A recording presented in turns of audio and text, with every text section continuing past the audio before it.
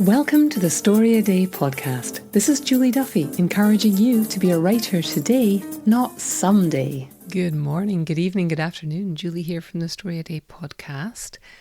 This week, I'm going to invite you to think about something that might not seem intuitive coming from somebody who runs a challenge called Story a Day. And that is for you to take a break. The last couple of weeks, I've encouraged you to go through the worksheet that I put in last week's podcast about doing a debrief after the Story a Day challenge. Think about what you achieved, all that good stuff. This week, I'm wondering if maybe it might be time to think about limiting what you do. I asked you to go flat out last month, write more than seemed possible, certainly more than was reasonable. And I think you probably learned a few things about your writing that are kind of exciting. You learned that you can do a heck of a lot more than you thought you could when you've got the structure in which to do it. You've got a time-bound period. You've got extremely explicit instructions. Write a short story about this topic today. And you've got some support. You've got somewhere to turn up and post your success and have other people congratulate you, or at least notice that you're doing something. And perhaps notice if you're not doing something. And you've got a place to air your, you've got a place to confess if you don't actually achieve what you wanted. I think it's healthy to talk about what we failed to do, to examine our behaviours and our actions and say, hey, here's what I didn't do. Here's where it didn't work. And if you can do that in public, I think that's also very healthy. And then you get to just kind of like let it go. So between the challenge and the debrief, I think you've probably discovered that you can do amazing things when the circumstances are right. The problem is the environment of Story a Day or any challenge like it is artificial. You can't sustain that. If you have a deadline and a publisher is paying you thousands of dollars to write a book, sure, you can put the rest of your life on hold for the last month while you write 5,000 words a day towards the deadline. But that's artificial. It's not sustainable. Nobody really wants to live like that. I mean, if you could write 5,000 words a day happily and nothing else in your life fell apart, that's fine. But if you are trying to write so much that you're exhausted the next day, or that you're eating the wrong foods, or that you don't have time to exercise, or that you're not getting to the fridge to get water, or, if somebody said to you, you need to give up coffee or alcohol or cigarettes or whatever your vice is, Doritos. If you're working on your writing and everything in your life is so crammed full that if somebody said that to you, something would snap, that's not a sustainable or healthy or desirable state to be living in. So I'm reading a book at the moment called Effortless by Greg McKeown. And for any of you who've been listening to this podcast for a while, you will recognize some of what I'm going to talk about from that book, because I often ask the question on this podcast, on the blog, what if writing felt inevitable? What would it be like if writing was easy? How can you make it easy? And one of the concepts that Greg McKeown talks about in this book, Effortless, is the idea of an upper bound. So often when we are writing or trying to achieve a project, we think in terms of minimums. I've got to write a minimum of 1,000 words a day. And I think it's actually quite helpful to say to you, it's like if you keep the bar low, if you say, the minimum I'm going to do today is sit at my desk, or open my project, or write 300 words, then that's something that gets you moving and is easy to attain. It gets you on that ladder of winning and feeling victorious, and that's all good. The accompanying thought is, what's my maximum? How much can you actually write every day without feeling exhausted and needing to recover the next day? I know it sounds silly saying that you need to recover from sitting at a desk and tapping keys or scribbling on a page, but there's a lot of energy that goes into writing. And there's the energy to get yourself to the desk, there's the self-discipline to stay there, there's the creative work of dreaming up worlds, there's the getting the grammar right, there's building characters. There's a lot of work in writing. It is kind of exhausting. So let's just put that aside. We're not going to feel guilty about saying that we're exhausted from writing, because it happens and it's real work. So how much can you realistically do every day? If you had to write every day, how much could you write every day and walk away feeling fresh and come back tomorrow and not dread sitting down? Is it 500 words a day? Is it 1,000 words a day? And likewise, how many days a week can you write without rolling your eyes when you think about it? Is it 3 days a week? Is it 5 days a week? Is it 7 days a week? Is it 1 day a week? I would suggest it's not 1 day a week, because there's a certain minimum to keep momentum going that you need to meet. So I would think probably if you're writing once a week, that might not be enough, unless that's really all you can manage. And even writing once a week is better than what you were doing before. And you've got that like Saturday morning writing date to look forward to. And that is enough to keep you honest and keep you consistent. If you can figure out how much is enough to keep you consistent, and then where is the threshold where you get kind of exhausted, and then make a deal with yourself that you are not going to exceed that upper bound no matter what. So if you know that realistically you still feel fresh at 1,000 words, then any writing session you sit down for, stop at 1,000 words. And if you don't use if you draft on paper, figure out, go through and count how many words you write on every five lines, average it, figure out how many pages does that look like. It doesn't need to be words. Like, you could even know after 3 pages I'm exhausted, right? So figure out where you start to get tired. Make that your upper bound and say to yourself, I am going to stop when I reach that upper bound. Even if it's going well, I'm going to stop. And then come back consistently and do that and see how it goes. Maybe it's an hour of writing. Maybe it's 1,000 words. Maybe it's, maybe it's 3 hours. Whatever you can do. I think it's an interesting concept though. I'm on a mission, first of all, to get everybody writing, because anybody who wants to write should be writing, because it's part of who you are. It makes you happier. It makes you a better person. It makes you easier to live with. We have a right to share stories. We're a storytelling people. You've heard all these sermons before, so I'm not going to go over that again. But my secondary mission is for those who have already internalized that message. You have a right to write. You should be writing. You're just figuring out how to do it. Think about my mission then is to make it easy. And it's never going to be entirely easy. And it's never going to be entirely effortless, but you're aiming for that state where you're in flow. You're aiming for that state where it doesn't feel like a chore, where you don't dread it. You're aiming for a practice that feels easy so that you can just get to the writing part. This is a work in progress, and it's going to be a lifetime's work. What works for you now is probably not going to work for you in 10 years. So this is something that we have to keep working on, which is why I keep putting these podcasts out. I'm throwing ideas at you. I'm throwing out challenges to you to think about the way that you work, to constantly be tweaking your practice, to keep it easy so that you keep turning up, so that you have the quantity of writing time and the quantity of words where your writing quality starts to emerge, where your voice starts to emerge, where your rhythm of your writing practice starts to emerge.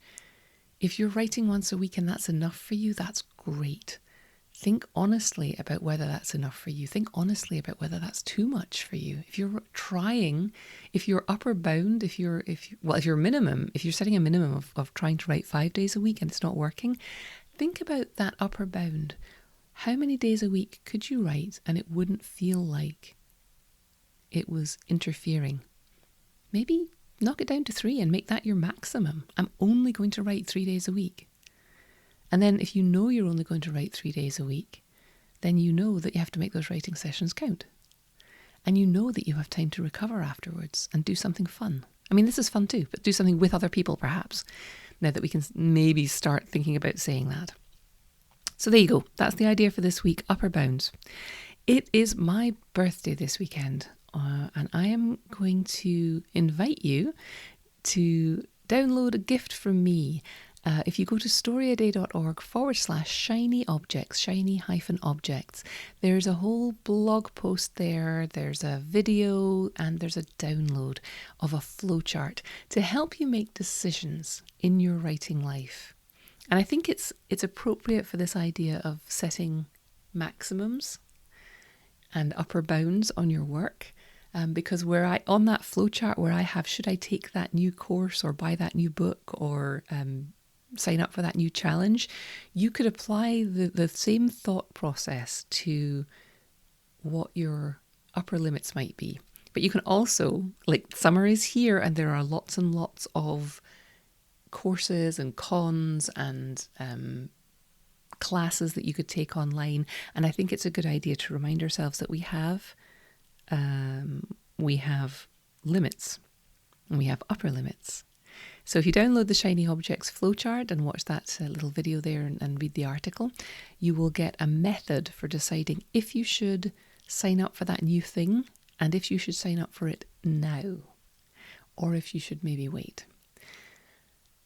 That's what I have for you this week. I hope this has been a helpful journey into the next part of creating your writing practice after proving that you can do a lot in May and examining what you did in the beginning of June. Now I want you to start thinking about this idea of the upper bound and when you might stop every day. How can you create a sustainable, inevitable writing practice? I'm going to link to the previous podcast where I talked about making your writing inevitable. I've linked to this week's writing prompt, which I'm going to talk about in just a minute. And I have linked to the Shiny Objects article, all in the show notes. Let me know what you think. Leave a comment at the blog, and I will see you next week. Keep writing.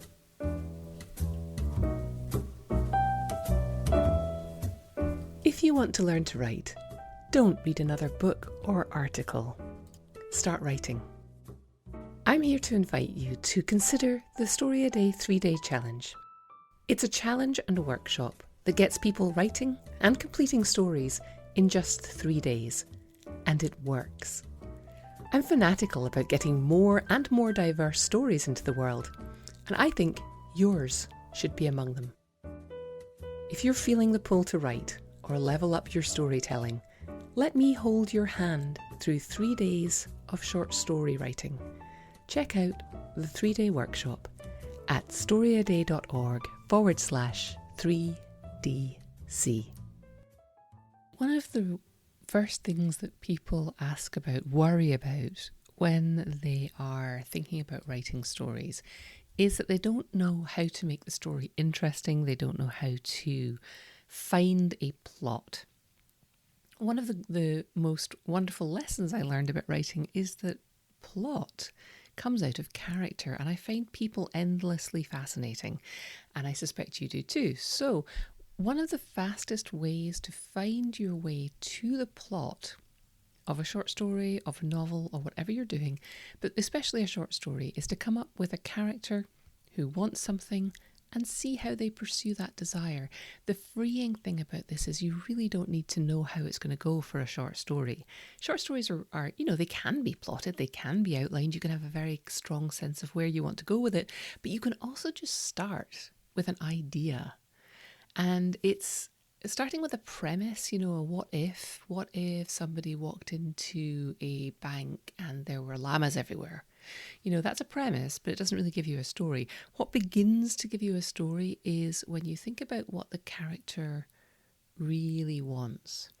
So the prompt for this week is to think about a character who wants something really, really badly, and then put an obstacle in their way and let them react to it.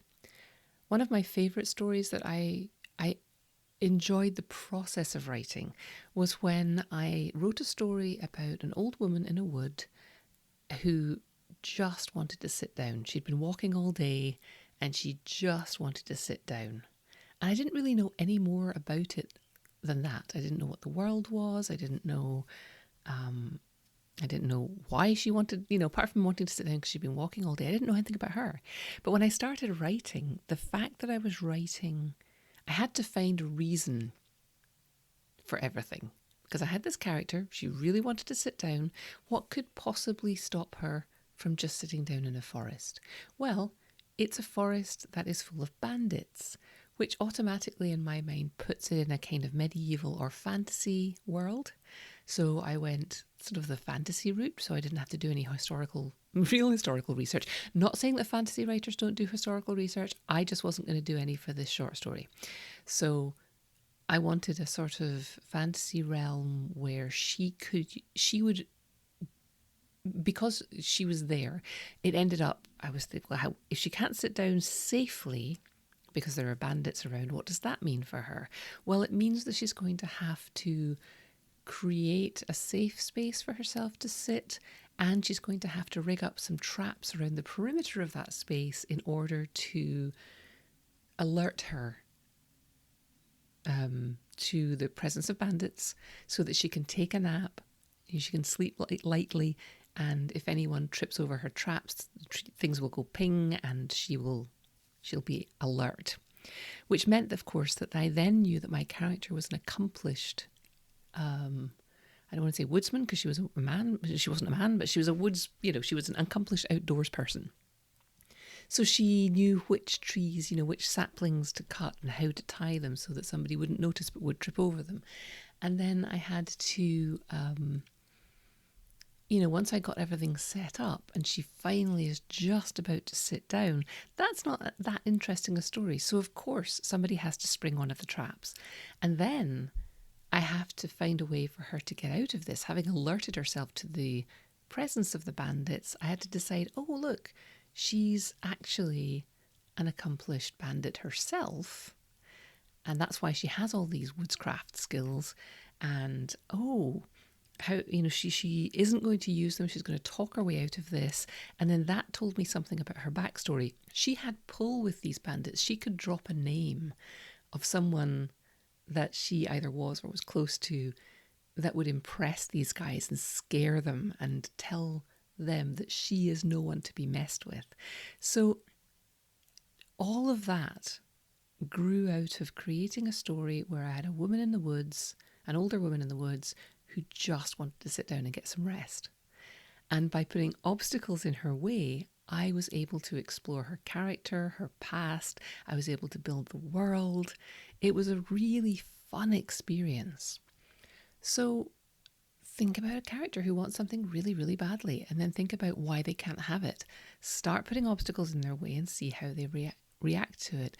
Like me, there's no need for you to plan. Just start and see how quickly you can get to the end while entertaining yourself. Think more about your character than about plot points or story points or what might happen. As long as they are reacting in character to everything that happens, you'll have a compelling story. My character was older, she was weary, she was really kind of frustrated. So when these bandits appeared in her clearing, she wasn't scared, she wasn't bold, she was just ticked off, right? And I think that probably made her more scary to them, these young men, to have someone who looked like their angry grandmother giving them that look. If you're having trouble getting to the ends of stories, remember that at some point you need to stop making things happen and let your characters start making decisions perhaps informed by the things they've learned so far. So I could have had my old woman trudging through the forest for hours, just, finding places where she couldn't sit down because it was too wet, or because it was, too high up, or whatever reasons. But at some point, she made the decision that this clearing, she'd gone far enough. She was going to sit down here, and then she was going to have to solve the problems that came up from that. If you start this process and you still find that you're getting to the end, I think that when you start making decisions and reacting and thinking about, I've talked about this on a podcast before, closing, like when you're getting dressed to go out, you pull all your clothes out and you scatter them around the room, you try on combinations. At some point you have to make a decision and start putting things back in the drawers. And the same thing is this is the same thing with a story. You have to start making decisions about which pieces you're going to go with, and then you have to start tidying up the story, eliminating characters you've introduced, eliminating, answering questions you've asked, working towards the end. If you're still having trouble doing that and you feel like you're just starting to get into the story but you don't want to abandon it because you've got to go and make dinner, then think about giving yourself a time limit when you sit down. 40 minutes or a word limit, 2,000 words, and really force yourself to get to some kind of ending in that space.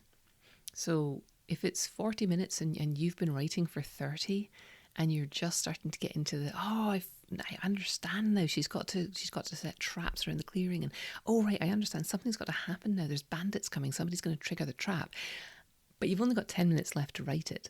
Write a really sketchy ending, so that when you come back to this, you can remember the excitement that you felt when you realised what the ending was going to look like, and get back to it and start driving towards that.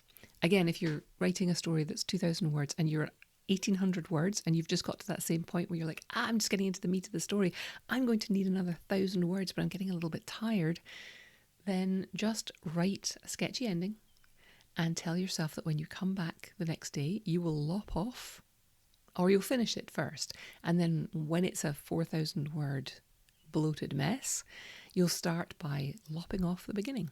Maybe those paragraphs right after your first line, because your first line you might be happy with, and then maybe there's like 3 paragraphs where you're just wandering around, or maybe there's 1,000 words where you're just wandering around figuring out where the story's going. You can cut that, right? So give your character a desire, make them want it really, really badly, put an obstacle in their way. At some point, have them start making decisions, and keep pushing, keep changing the kinds of obstacles that are in their way. In my case, at first it was physical obstacles. She couldn't find a good place to sit. Then it was safety issues. She had to make sure that she knew if anyone was coming. And then the obstacle was somebody actually did come. And then the obstacle was that she had to confront these people who were, on the face of it, much more powerful than her. And then you get you get some tension, because is she going to survive? Is she going to get rid of these guys? Is she ever? And then you've got the sort of slightly lesser question of, is she ever going to get to sit down? Because I had had her lowering herself towards the ground when she hears the trap sprung. So you increase the tension by not letting her get the thing she wants. And then at the end of the story, is she going to actually get any of that? Is she going to survive on the highest level? Is she going to deal with these guys in a way that saves face? Is she actually ever going to get to sit down? And people will keep reading, because they've got these questions in their head, whether they're consciously thinking about them or not. So that's your prompt for this week. I hope it's helpful. And pop over to the blog. It's story. The link is in the notes. There's the Write on Wednesday prompt from this week is this prompt. You can pop over to the blog and leave a comment and let me know what you wrote about. And keep writing. Thanks for listening. Why not come over to the blog at storyaday.org and check out this week's writing prompts and articles. And in the meantime, have a great creative week, and of course, keep writing.